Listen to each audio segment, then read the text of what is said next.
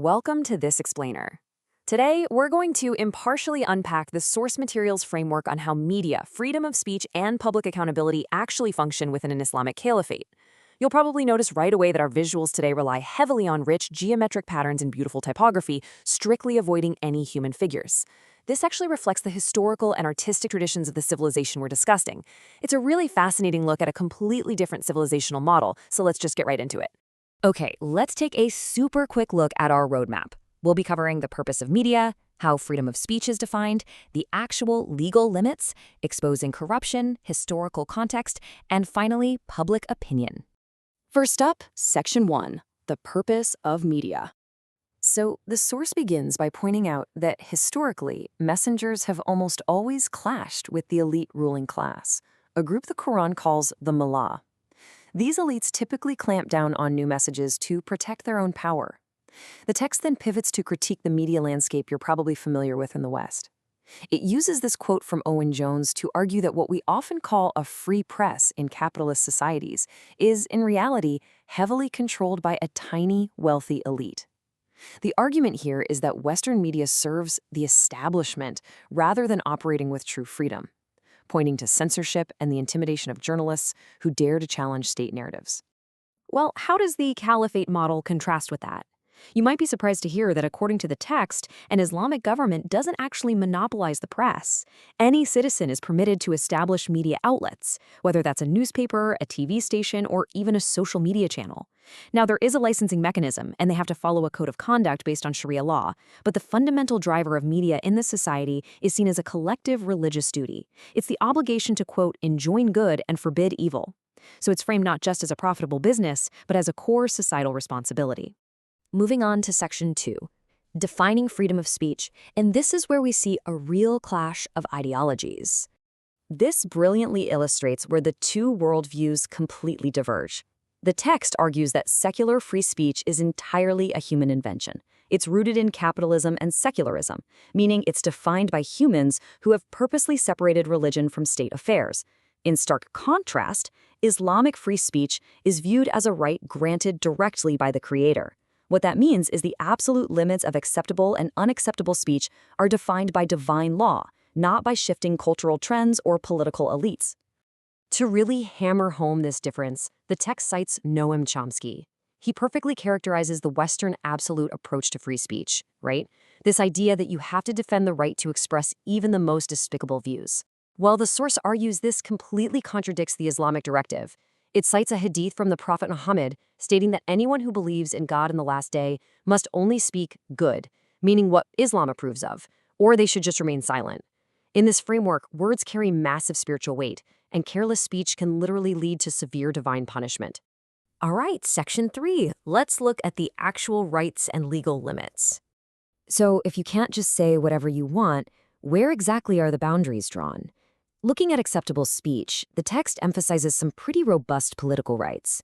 Citizens in the media have full rights to hold the caliph accountable, investigate government oppression, which is known as Maslama, and express political opinions totally free from the fear of arrest. Even non-Muslims have a protected right to teach their religion within their own communities. But when we flip over to unacceptable speech, divine law draws absolute hard lines. We're talking strict prohibitions against slander, libel, inciting racism, insulting religious beliefs, and exposing national security secrets. Those are totally off limits. Now, the source highlights a really striking concept here to show just how seriously political accountability is taken.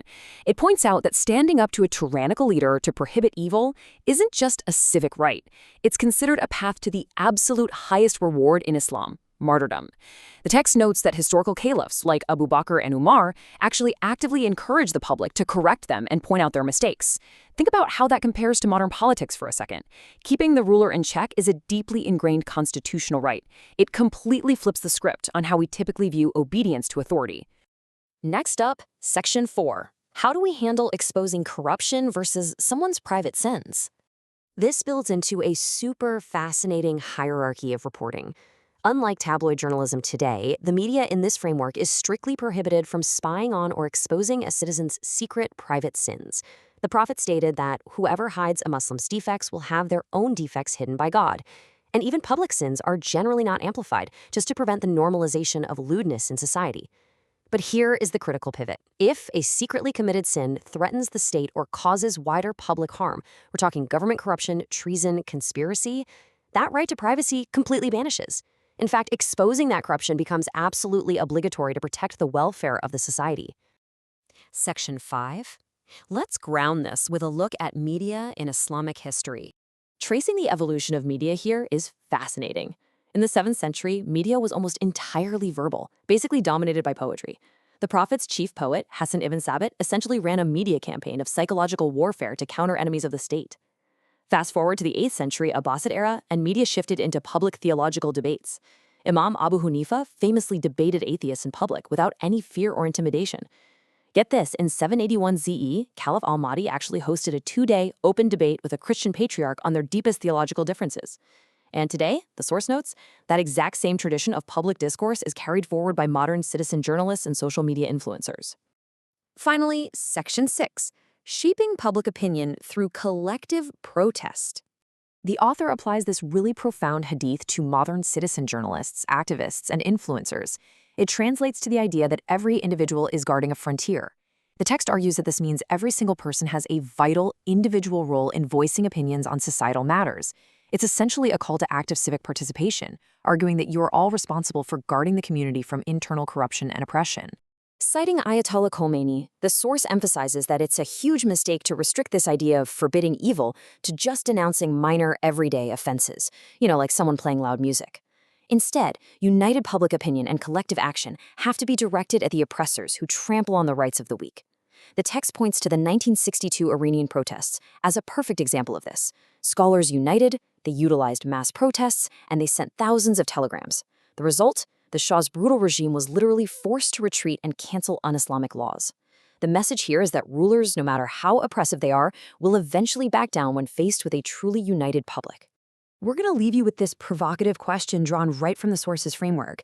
If a society grounds its free press in strict divine limits rather than the secular concept of absolute freedom, does it ultimately create more or less accountability for those in power? It's an incredibly complex balance of speech, media, and authority, and it really invites us to think critically about how entirely different civilizational models approach the fundamental right to hold leaders accountable. Thank you so much for joining this explainer. Keep questioning, keep learning, and we'll see you next time.